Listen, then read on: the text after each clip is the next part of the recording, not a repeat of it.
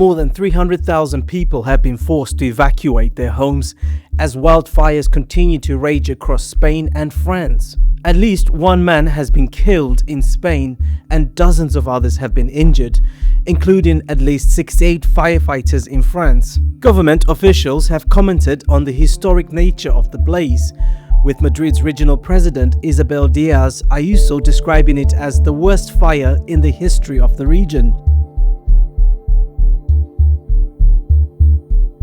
French Prime Minister Sébastien Lecornu wrote on X on Saturday, promised that more than 1.5 million face masks would be provided as even areas unaffected by the worst of the blaze saw air quality deteriorate and smoke spread.